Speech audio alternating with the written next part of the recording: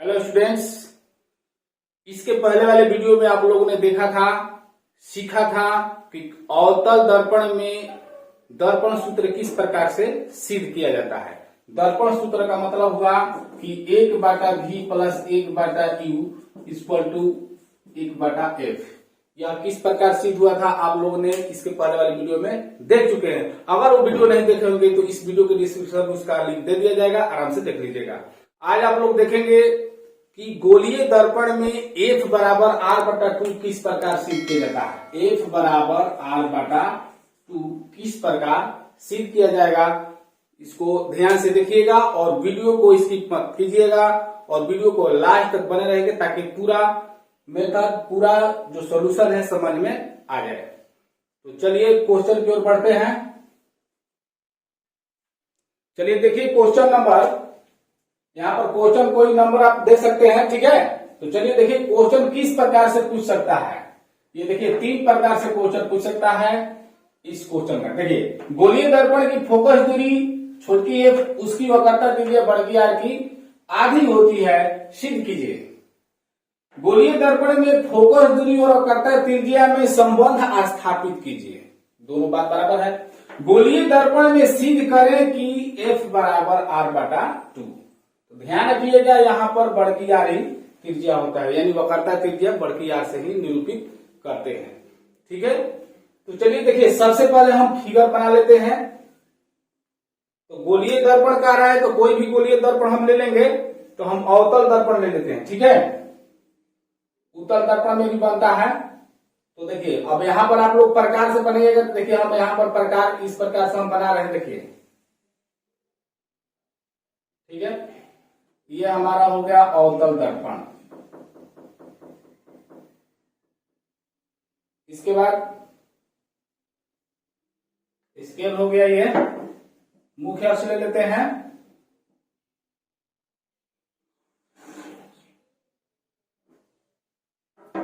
इधर से कोई अनंत से किरण हम ले लेते हैं। ध्यान से देखिएगा किस प्रकार बन रहा है। यहां पर आप लोग लिख सकते हैं सोल्फ। ये सूर्य की किरणें आपतित किरणें हैं, अनंत से आ रही है। और ये हो गया आपका F और ये हो गया वक्रता केंद्र, इसको C से निरूपित करते हैं, ठीक है। तो कोई भी आपतित किरण आती है या सूर्य की किरणें तो कहां से गुजरती है, F से गुजरती है, ठीक है। अब यहां पर देखिए आपतित किरण दर्पण के परावर्तक सतह से परावर्तन के बाद क्या हुआ कि वह फोकस से होकर गुजरती है। आप लोग पहले से ही ये बात जानते हैं, ठीक है। पहले बहुत बताया जा चुका है प्रकाश के परावर्तन में। ये प्रकाश का परावर्तन का ही एक भाग है। तो चलिए देखिए यहां पर आप लोग प्रकाश के परावर्तन पढ़े होंगे कि आपतित किरण और परावर्तित किरण। जो परावर्तन के बाद जो किरण गुजरता है उसको क्या बोलते हैं, परावर्तित किरण। वह अभिलंब के साथ जो कोण बनाता है, तो वह C जो है, C एक प्रकार से देखिए यहां से ये P होता है, तो यहां से यहां तक क्या है, ये वक्रता त्रिज्या है। तो यहां से यहां तक क्या होगा, वक्रता त्रिज्या ही होगा। तो यहां से जो C है, C से इस बिंदु पर ये लंब बन जाता है। तो इस प्रकार हम इस पर एक लंब खींच देंगे, इस प्रकार खींचा गया, ठीक है। यहां पर कोई भी हम एक बिंदु ले लेते हैं। मान लीजिए हम B ले लिए बिंदु और यहां पर B डॉट लिख दिया, ठीक है।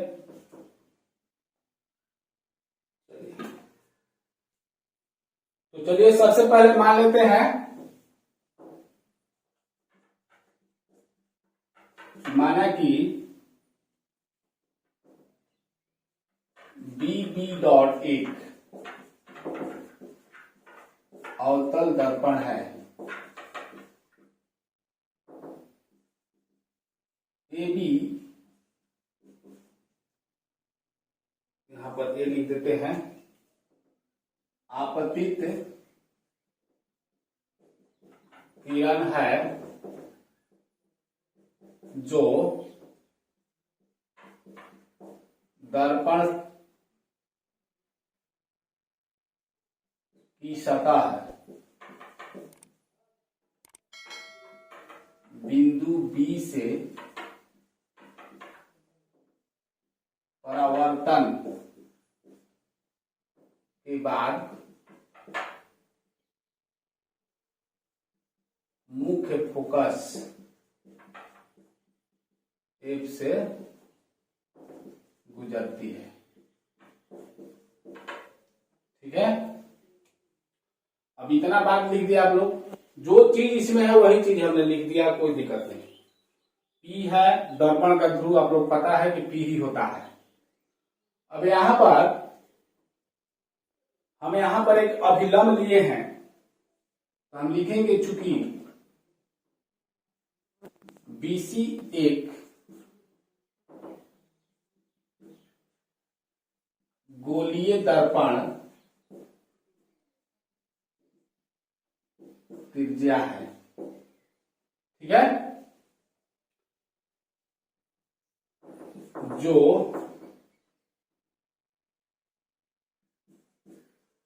बिंदु बी से अभिलंब है। बस अब कुछ नहीं करना है, बिंदु बी से अभिलंब है ये बीसी, और बीसी त्रिज्या यानी वक्रता त्रिज्या इसको ही बोल सकते हैं, क्योंकि पी से सी तक भी वक्रता त्रिज्या ही है।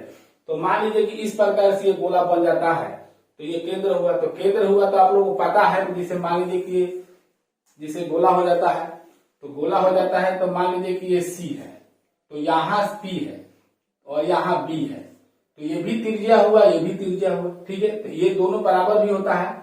अब इधर भी रहेगा तो ये त्रिज्या होगा, इधर भी रहेगा, तो यहाँ से इसका मतलब नहीं है, हम लोग को सिर्फ इतना ही मतलब है, और यही चीज हमारे पास है। ये जैसे कि अवतल दर्पण हो गया। ठीक है, इस प्रकार से ये यहाँ पर एफ है, समझ रहे हैं आप लोग। ठीक है, ध्यान दीजिएगा, प्रकाश के परावर्तन के नियम से, प्रकाश के परावर्तन के नियम यहां लग जाएगा। तो देखिए, यहां पर जब आपतित होती है और यहां से परावर्तित होती है, तो ये जो कोण है, इस कोण को क्या बोलते हैं? आपतन कोण, यानी इसको बोलते हैं कोण आई, और इसको बोलते हैं कोण आर। ठीक है, तो कोण आई और आर दोनों बराबर हो जाएगा। ठीक है, तो यहां पर प्रकाश के परावर्तन के नियम से हो जाएगा कोण ए बी सी बराबर कोण, देखिए ए बी सी बराबर कोण हो जाएगा एफ बी सी। प्रकाश के परावर्तन के नियम से ये कोण बराबर हो गया, और कोण ए बी सी बराबर कोण हो जाएगा कोण बी सी एफ। ये कोण क्या हो जाएगा? आई। क्यों होगा? क्योंकि ये जो रेखा है, इस रेखा के समांतर है, तो ये हो जाएगा एकांतर कोण से। तो आप लिख सकते हैं यहां पर एकांतर कोण से। एकांतर कोण के बारे में आप लोग जानते होंगे, एकांतर अंतर कोण से होता है। ठीक है, जब दो रेखा समांतर हो और उसको एक तिर्यक रेखा काटती है, तो जो एकांतर अंतर कोण होते हैं या एकांतर बाह्य कोण होते हैं, वो दोनों बराबर होते हैं। तो एकांतर कोण कौन होगा? इधर से ये कोण हुआ तो इधर से ये कोण हुआ, इधर से ये कोण हुआ तो इधर से ये कोण हुआ, मतलब ये एकांतर अंतर कोण है। बाह्य कोण के बारे में ये हो जाएगा तो ये हो जाएगा। ठीक है, तो इस प्रकार से इसमें जब ये जो समांतर कोण है, तिर्यक रेखा मान लीजिए काटती है, तो ये जो है ये कोण इस कोण के बराबर होगा। ये आप लोगों को समझ में आ गया होगा। ठीक है, तो इस प्रकार से एकांतर कोण से हमारा यहां पर दो कोण मिल गया, इसलिए कोण BCF ये कोण इसके बराबर हो जाएगा। ठीक है, यहां पर BCF बराबर कोण FBC। जब दो कोण बराबर हो गया तो दो भुजा भी बराबर होगा, और जब दो भुजा बराबर हो गया तो कौन सा त्रिभुज हो जाएगा? समद्विबाहु त्रिभुज। तो हम लिख देंगे चूंकि बराबर कोणों के सम्मुख भुजा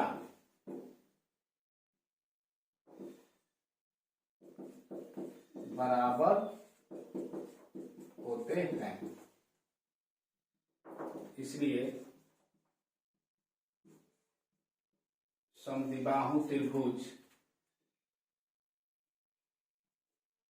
BFC में कहीं से भी ले सकते हैं, इसलिए भुजा BF बराबर CF, BF बराबर CF, ये दोनों भुजा बराबर हो गया। अब हो गया चूंकि BF भुजा PF के निकट है, मतलब कि ये जो भुजा है, जैसे कि मान लीजिए कि PC और BC ये दोनों बराबर है क्योंकि वो कर्ता त्रिज्यी है, यहां से यहां तक, जैसे आप लोगों को मैं शुरू में ही बताए थे, ठीक है। तो इस प्रकार से ये भी जो है नजदीक में है, ऐसे बराबर नहीं लेकिन निकट है, तो इसको हम बराबर मान सकते हैं, ठीक है, क्योंकि हमको PF और CF ये दोनों बराबर करना है।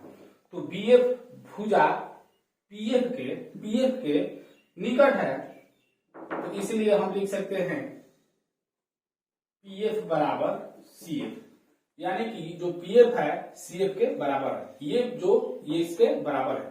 तो जब ये दोनों बराबर हो गए तो पहले से ही हम लोग जानते हैं कि जो वक्रता त्रिज्या होती है वह फोकस दूरी से बड़ी होती है, दोगुनी होती है, ठीक है। तो यही तो हमें सिद्ध करना है। तो यहां पर थोड़ा सा देख लीजिए, PF बराबर CF है, ठीक है, तो क्या हो जाएगा,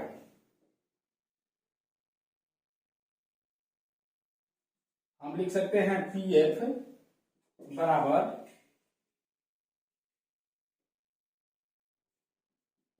CF बराबर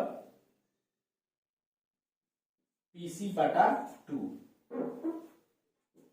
क्योंकि PF और CF दोनों बराबर है, तो जब दोनों बराबर है तो PC के आधा है, एक चीज CF जो है PC के आधा है, तो हम यहां पर लिख सकते हैं PC के आधा।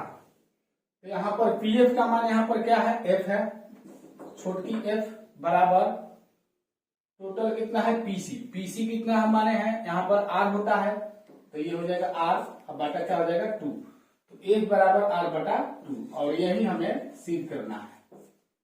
तो मैं उम्मीद करता हूं कि आप लोगों को वीडियो पसंद आया होगा, तो इसलिए वीडियो को लाइक जरूर कीजिएगा। धन्यवाद।